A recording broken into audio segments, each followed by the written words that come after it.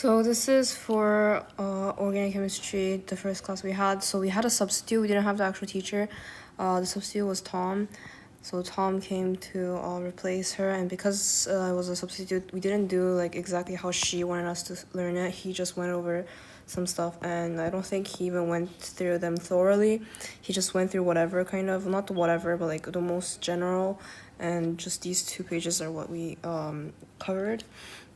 So starting off with organic compounds are molecules and mostly carbons and hydrogens. There's oxygen, nitrogen, phosphorus, and others. But mainly we need to know C, H, O, and N. To review some general chemistry, so the main review that you have, the main background knowledge of chemistry you need is general chemistry. So there's the ONC method that he repeated like 10 times, 20 times today. ONC method. It just means that hydrogen has 1 bond, oxygen has 2 bonds, nitrogen has 3 bonds, and carbon has 4 bonds, and the lone pair. So no lone pair, 2 lone pair, 1 lone pair, and no lone pair. So that's a honk method because it is a rule that if these are all satisfied at all time, basically there's no formal charge. That's what we're going to be looking at later on, but just remember these for now.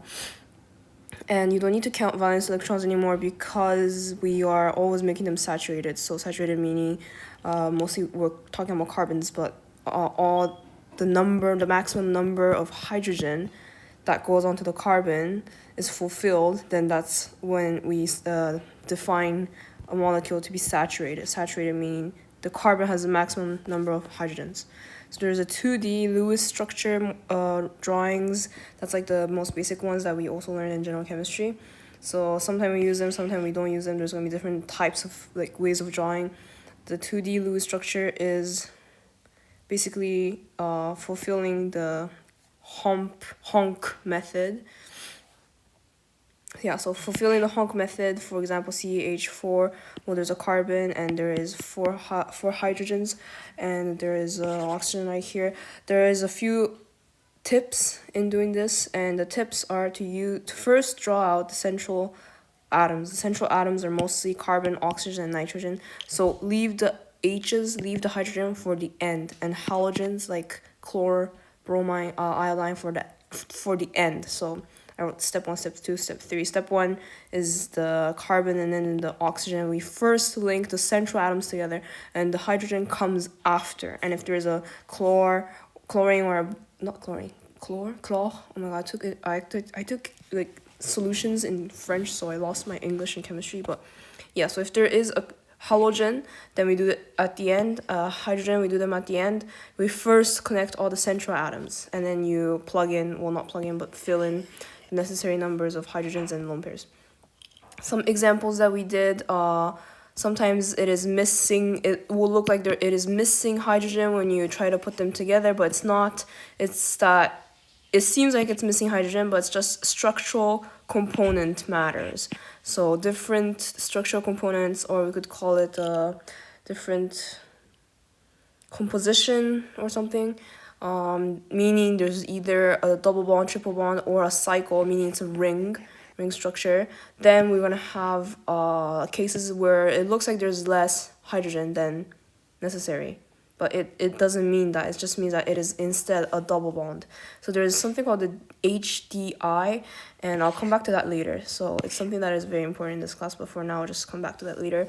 It's a very similar example, but for example, here we have the C2H6O. He first made us try to draw stuff without giving us the answer, and we drew out the 2 possible options. So CCO or COC was like the 2 ways that you could put the central atoms, and then you added the hydrogens around it, right? So this one is an ethanol, that one's an ether, because when the oxygen is on the extrémité, there's more IMF, so there's more IMF since there's more hydrogen bond sites, and therefore it will be more liquid.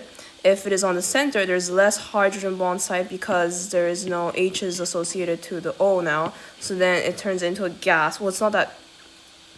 Yeah, it just means that there's less IMF, so they're more easier to be spread apart. Therefore, there is a gas. But you don't need to know that. It's just really extra. It's really extra. He said we don't need to know that. It's just that it's a fact. And these 2 are both isomers. So what's what's interesting here is that ethanol and ether, they have the same molecular, or like the same formula, but they're completely different substances. One is liquid, one is gas, literally, and these are called isomers. And there's different types of isomers, I think, but this one, the one we learn for now, is called structural or constitutional isomer, meaning the same formula but different constitution or structure, so how they're made. So yeah, same formula, different structure, but how do you predict which molecule components? So how do you predict if it's this one or this one when we look at this formula? So we have to use, actually no, that's not the question, sorry. So there's nomenclature in predicting if it is this or this for the same formula, but the question here, which is the big question for today's class, is to use DHI. So the question that we're trying to answer is how to predict if it is, you know, like double bond, triple bond, or a ring, for example. So that's what it means by predicting the molecular components. So components, to me, doesn't make too much sense, but it means if there's double bond, triple bond, or if it's a ring. That's what components means. I'm pretty sure that's, yeah, so structural components. Structural components meaning here it's a double bond instead of a single bond, something like that. So HDI stands for hydrogen deficiency index. So deficiency means there's lack of hydrogen, right? That's like what we just said, how hydrogen looks like it's missing. The base rule is CnH2n plus 2. The N meaning the number of carbons.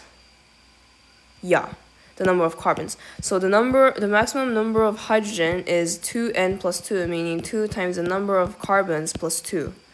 If I didn't get that wrong, I think that's what it means, yeah. So, for example, C8, if there's 8 carbon, then there must be 18 hydrogens for it to be saturated, meaning there's maximum number of hydrogen that the carbon can acquire. Okay, so then now we can predict the number of hydrogen based on how many carbons we have in the carbon chain. If it is a O, so oxygen, in the formula, then there is no hydrogen change. Oh yeah, so there's like a number of hydrogen differences, and there are some rules to it.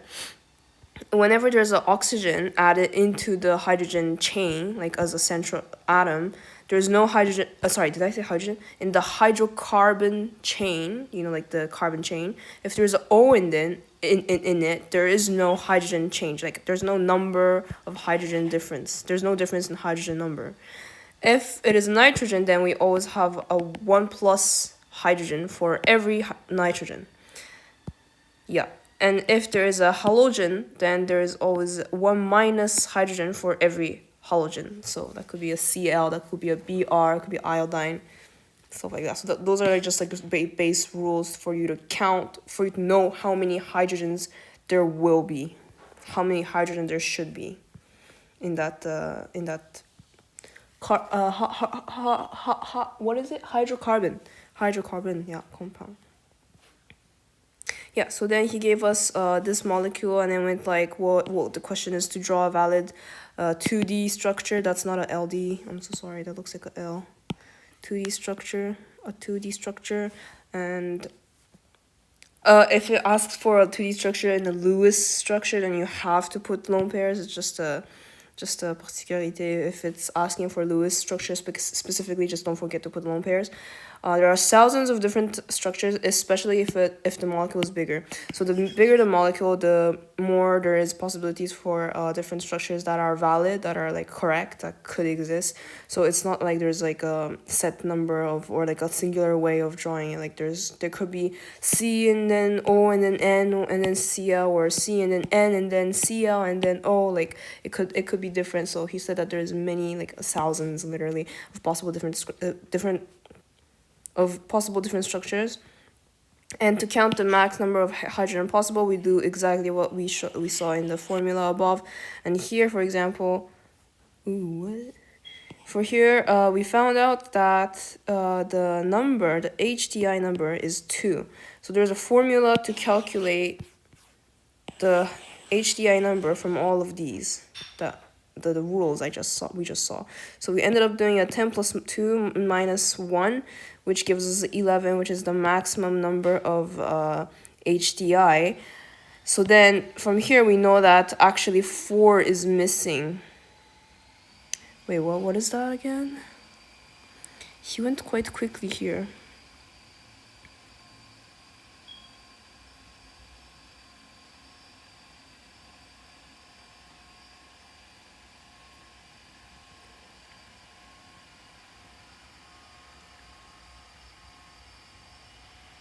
Oh yeah, so that's the number we got. The 11 is what we got from all the calculations. But then what we actually have in the formula is a 7. So then now we know that there is 4 missing. So we have 4 missing. So we do like that, the 11 we got from all the formula, take away the 7 since we're missing a few, right? We were missing 4. So now we know that 4 are missing. So it seems like 4 are missing, but that's not true because of triple bonds or double bonds that are happening within some of the C or the O or the N's. There's going to be sufficient H's for this compound. It just means that there's double bonds somewhere that we don't know, and we're trying to figure that out. And yeah, so since different structure components are possible, double bond, etc. are possible, what we do to find the HDI is to divide whatever that we found by 2. So whatever we found in terms of missing by 2. So we divide that by 2. So now we have HDI of 2. You need structure to have... HDI. Yeah. So now you're going to look for a structure to have a HDI of 2. And this is where I want to come back here. So the HDI values... I still don't understand exactly what HDI is. It means hydrogen deficiency index. So it's just like a number that describes how much hydrogen are we missing. Actually, I do get it, because if it's a double bond, you have 1 hydrogen missing. If it's a triple bond, you have 2 hydrogen missing. Basically, that's what it means. Like something like that. Don't take my words, but it means like if you draw a double bond, there's 1 pair of hydrogen. Yeah, I remember now. 1 pair of hydrogen that's gonna go missing. 2 pairs of hydrogen that are gonna go missing. So if it's a ring, because instead of like being like that, now you have to be like that. So then because you're gonna be stuck together here, then the carbons are gonna lose a certain amount of hydrogen, something like that. So he didn't go into details of what is HDI like explicitly. It just means values. It just represents values that are associated to each type of bond type. So double bond type, triple bonds, or cyclic or ring type structure. So HDI values have 1 for the double bond, 2 for the triple bond, 1 for the ring. And for the HDI of 2, well, now we need to just associate what has a HDI of 2. So first of all, we can see that there's a triple bond that's going to be a HDI of 2. So yeah, we know that triple bond has a HDI of 2. You need structure to have HDI value of 2. Higher HDI means higher variety in structures. So if the HDI is extremely huge, that means there's a lot of different ways for this molecule to be designed, kind of like, yeah, like arranged, kind of. So now this is one example. So we literally just simply put a triple bond between 2 carbons, and that works. Now we have the correct amount of hydrogen and all the other atoms, just by adding a triple bond, because we know that HDI has to be 2, and for HDI to be 2, there's a triple bond. But I think there were other stuff that we could have done. Like I think maybe you could do a double and then a ring, because that adds up to 2. No, maybe not. I don't know. Not too sure. But either way, he used 2 right here for triple bonds, which is the HDI, and the compound works with the formula, because the formula has to correspond to your draw molecule, of course. The second question he gave was to give me 2 structural isomers with this formula. 1 molecule must contain a cycle, meaning a ring. So that's like typical question for tests. They go like, okay, we give you a formula, please draw 2 structures isomers, meaning they have the same molecular formula. And this is just a very random, I feel like it's like a random whatever example that he gave. He just wanted to say that how funny it was that 3 atoms can make a cycle, meaning a ring. Ha ha ha. Okay, so calculations. Yeah, so now we get into formal charges.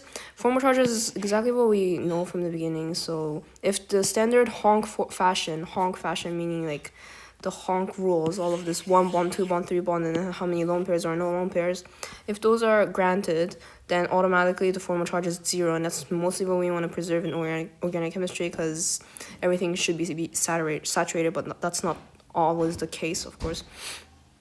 Else, typically, there's only a charge of +1 or -1 for formal charges. Typically, only +1 or -1. Calculations for formal charge, to me, that's very obvious, but here's a formula. And very simple, just applying the formula, I don't think I need to explain this. Carbocation, there you go. Yeah, the pronunciation is carbocation, it's not carbocation. Carbocation is, you can read it, but the carbon missing on octet has only 3 bonds and is sp2 hybridized. Highly unstable and created as an intermediate. So it basically just means that has 3 bonds, that a carbon has a 3 bond and is missing, what was it again? I think it's just carbons that has a sp2 hybridization with 3 bonds. I'll have to look into that again. Yeah, it's just one type of hybridization. I think it will come up right away when I Google it. Oh, I forgot it already. Haha. Okay, so no hybridization of central atom. Yeah, so he just went over the very, very basic stuff, because I didn't write it down because it was too basic. Just saying like how there's different angles for different hybridization, and sp3, sp2, and sp and tetrahedral, trigonoplanar, those kind of stuff. Valence electron theory, it's like the VSPR or VPSR or something. Very general. I think you just go review the general chemistry. He just like mostly did it orally and didn't really draw anything. He just like spoke, and it was not really hard or anything. It's just the same geometries and hybridizations.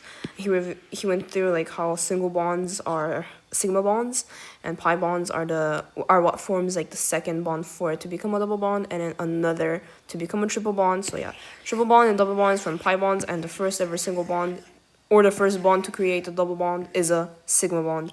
Hybridization for so pi bonds. Sigma bonds are usually hybridized orbitals, whereas pi bonds are always p orbitals. And then we're almost done. Reviewing for, so how carbons and sometimes even hydrogens are being zigzagged when they're drawn, so you zigzag them up and down. There is lines between the carbons, and when you draw them, you don't draw the carbon. I think that's like a unsaid common sense, unspoken common sense. But you don't draw the carbons when you draw like the simplified version. What is this? Yeah, and then you have some exercise about counting the carbons, but honestly, I think it's really easy. Just all the edges, I think you know this. All the edges are carbons, and all the tips are carbons if there's nothing on the tips. Yeah, so that's just like the basic rule. Condensed notation, very simple. It's just how it's written like that instead of a drawing. And that's it. Squash atoms, and he stopped there.